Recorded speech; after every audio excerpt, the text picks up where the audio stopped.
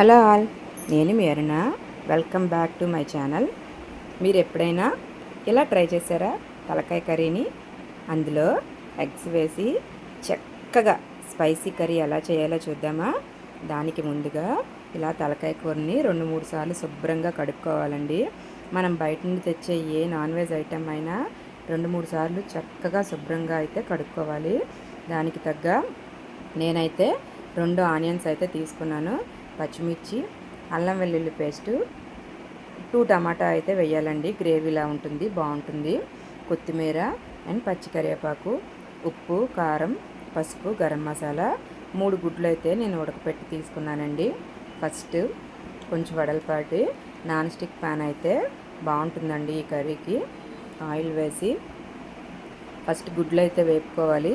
చిన్న టిప్ అండి, గుడ్లు వేపేటప్పుడు దానికి చిన్న చిన్న కన్నాలు అయితే పెట్టండి, పైకి తుల్లవు. లేకపోతే చాలా దారుణంగా అయితే గుడ్లు వేపేటప్పుడు పైకి తుల్లిపోతాయండి, ఫేస్ మీదకి గట్రా.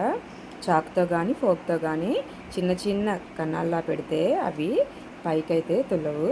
చూసారు కదా, వేగిపోయి అందులోనే 2 ఆనియన్స్ కట్ చేసి పెట్టుకున్నాం కదండి, అవి వేసేయాలి. పచ్చిమిర్చి కూడా అందులో యాడ్ చేసేయాలి. పిల్లలు తింటారని నేను ఎప్పుడు కొంచెం కారం తక్కువే వేసుకుంటానండి. మీకు కావాలితే పచ్చిమిర్చి ఎక్కువ వేసుకోవచ్చు. కరివేపాకు కూడా అందులోనే వేసేయండి. చక్కగా వేగాలండి. గోల్డెన్ బ్రౌన్ కలర్ అయితే ఆనియన్ వచ్చేటట్టు వేగాలి. ఈలోపు గుడ్లు వేగిపోయినాయి కదండి, పక్కకు తీసి పెట్టేసుకోండి, లేకపోతే ముక్కలు అయితే విడిపోతాయి. కొంచెం వేగాలి. ఈలోపు లిడ్ పెట్టేస్తే ఆనియన్ వేగుతాయండి, లేదంటే టైం తీసుకుంటుంది. అందులోనే అల్లం వెల్లుల్లి పేస్ట్ కూరకు తగ్గట్టు వేసి మళ్ళీ లిడ్ పెట్టేయండి. బాగా వేగడానికి నేనైతే కొంచెం సాల్ట్ అయితే పైన వేస్తానండి. ఉల్లిపాయలు నీరు విడిచి వేగిపోతాయండి సాల్ట్ వేస్తే. ముందు నేను చెప్పాను కదా, ఉప్పు, కారం, పసుపు, గరం మసాలా ఒక దగ్గర పెట్టాను కదా, అవన్నీ కూడా అందులో వేసేసి ఒక 2 టమాటా అయితే అందులో వేసేయాలండి. చూసారు కదా, చక్కగా వేగిపోయింది. అంటే మన వేసిన టమాటా అలా ఆయిల్ తేలితే కర్రీకి సిద్ధమైపోయినట్టే. ఇప్పుడు 2-3 సార్లు శుభ్రంగా కడిగిన తలకాయ మాంసాన్ని అందులో మొత్తం వేసేయాలి. వేసి బాగా వేపాలండి. కంప్లీట్గా మటన్ అంతా బాగా వేగాలి. ఆ ఉప్పు, కారం, స్పైసెస్ అన్నీ పట్టేటట్టు ఉండాలంటే మనం అయితే లిడ్ పెట్టేయాలండి. కవర్ చేస్తేనే మనకి, చూసారా, ఆల్రెడీ సగం వేగిపోయింది.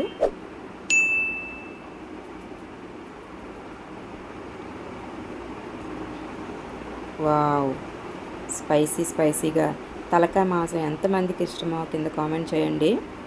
కానీ రెగ్యులర్గా వండే కన్నా ఇలా గ్రేవీ కర్రీలాగా వండుకుంటే డిఫరెంట్ టేస్ట్ అయితే వస్తుందండి. మనం ముందు వేపు పెట్టుకున్నాం కదండి పక్కన ఎగ్స్, అవి అందులో వేసేయాలి. ఆ ఎగ్స్కి కూడా గట్టిగా కదిపీకండి, నెమ్మదిగా, లేకపోతే అవి తెలుసు కదా ముక్కలు అయిపోతుంది. నెమ్మదిగా ఆ స్పైసెస్ అన్నీ ఆ ఎగ్స్కి పట్టినట్టు వేపేసి మళ్ళీ లిడ్తో కవర్ చేసేయండి. తలకాయ మాంసం ఇలా డిఫరెంట్గా వండుకుంటే గ్రేవీ కర్రీ చాలా బాగుంటుందండి. ఎప్పుడు పులుపు వేసి పులుసు పెట్టే కన్నా ఇలా గ్రేవీలాగా వండుకుంటే తిన్న వాళ్ళకి కూడా చాలా ఇష్టంగా తింటారు. కంప్లీట్గా అవి ములిగేటట్టు వాటర్ వేసేసి, వాటర్ సరిపడకపోతే ఇంకొంచెం వాటర్ అయితే మీరు వేసుకోండి. నాది కూర కొంచెం తక్కువ కాబట్టి నేను వాటర్ ఇలా వేసుకున్నాను.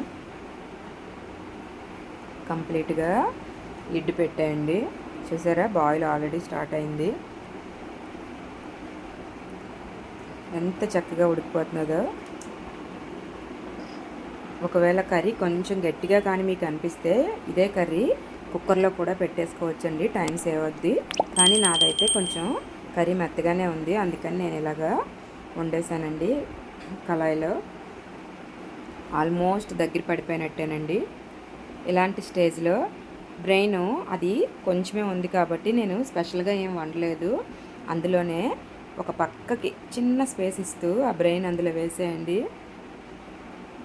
ఉడికిపోతుంది. లేదంటే ఎక్కువ ఉంటే వేరేగా వేపుకోవచ్చు. ఇలాంటప్పుడే కొత్తిమీర జల్లుకొని మీకు గ్రేవీ కావాలితే ఇంకొంచెం ఉంచండి, లేదంటే దగ్గరగా వేపేసుకొని గుమగుమలాడే స్పైసీ తలకాయ కర్రీ రెడీ. ఈ రెసిపీ మీకు నచ్చినట్టయితే ప్లీజ్ సబ్స్క్రైబ్.